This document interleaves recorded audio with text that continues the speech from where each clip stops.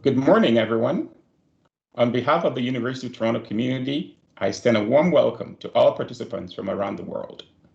I want to thank the organizers for the opportunity to share some thoughts that I hope help to shape our conversations over the next couple of days. It's great to see a vibrant community of colleagues from across various sectors and geographies come together to demonstrate global citizenship and leadership in pursuit of what should be an obligatory collective covenant of mutuality and inclusion, because our fates are intertwined and we have the capacity to deliver on the compact if we show boldness of purpose and audacity of will. With less than a decade to go, I'll focus my remarks on the value of inclusion as a fundamental prerequisite, not a tangential sideshow for realizing the Sustainable Development Goals, if we are to ensure that they do not end up becoming mirages, just like other ambitious global scale plans that have been under-delivered. It's important to transcend the despondency that comes with swapping one acronym for another without a substantive change to the lives of millions in our countries and around the world. Let me start by challenging ourselves to critically address the framing of particular communities as hardest to reach, even in the context of this conference.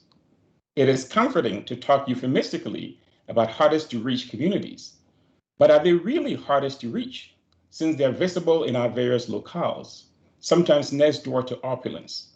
Or is it the case that they are not welcomed by us, or that we are uncomfortable to pursue bold, empathetic action to reach out to them? It is my hope that the deliberations at this conference stimulate all of us to collectively think about pushing the boundaries from build back better to build back inclusively in ways that compel the powerful to intentionally pursue actions that consider all and benefit all, based on the equity-deserving essence of our common humanity.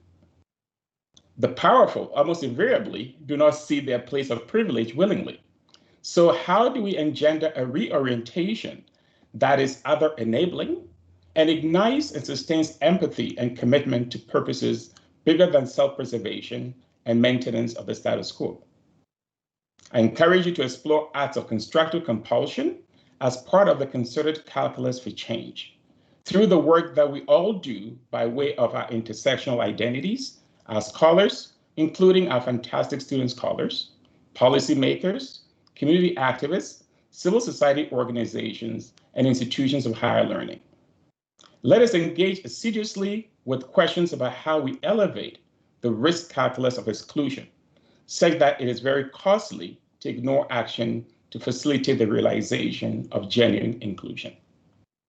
It is convenient not to see beyond our own enclaves of opportunity and privilege, but we are inevitably enriched by reaching out and embracing others in very substantive terms.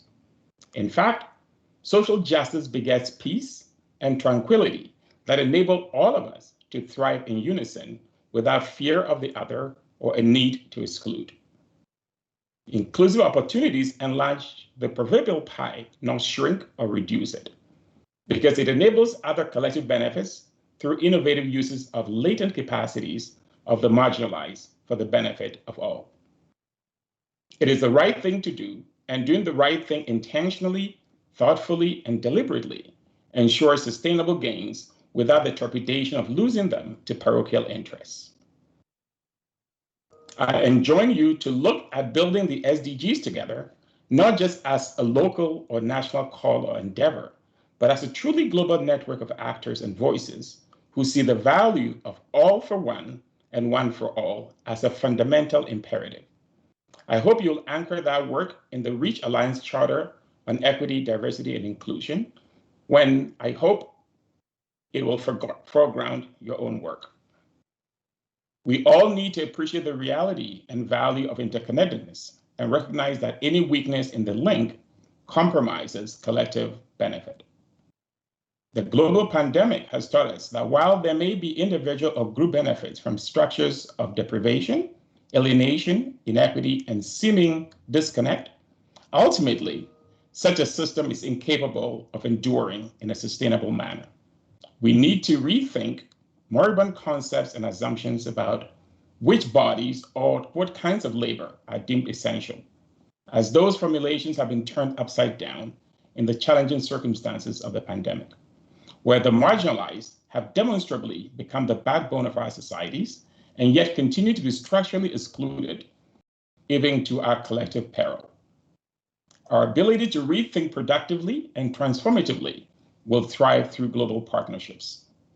It is therefore great to see the scaling of Reach's reach as U of T expands the community of partner institutions around the globe, including imminently, I understand, to Africa.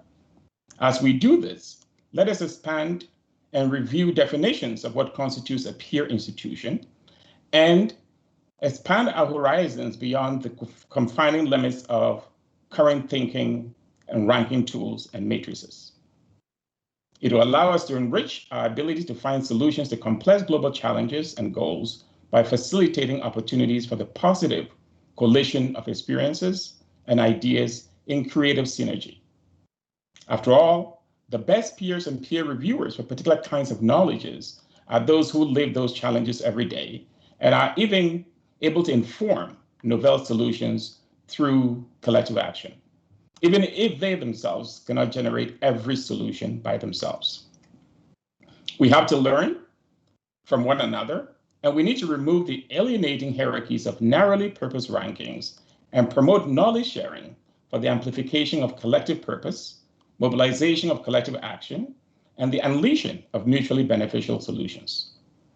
I hope this conference and the case studies that will be presented inject, relative to the 17 SDGs, that kind of mindset and the spirit of vigorous mutuality of action and benefit among all of us who would have the privilege of sharing in the experience that Reach is facilitating over the next couple of days. I wish you all enriching, stimulating, network expanding deliberations and a very successful conference. Let's translate the outcome into an amplification of our collective resolve and impactful actions that help to accelerate progress towards the SDGs in the short time that we have left before 2030. Thank you.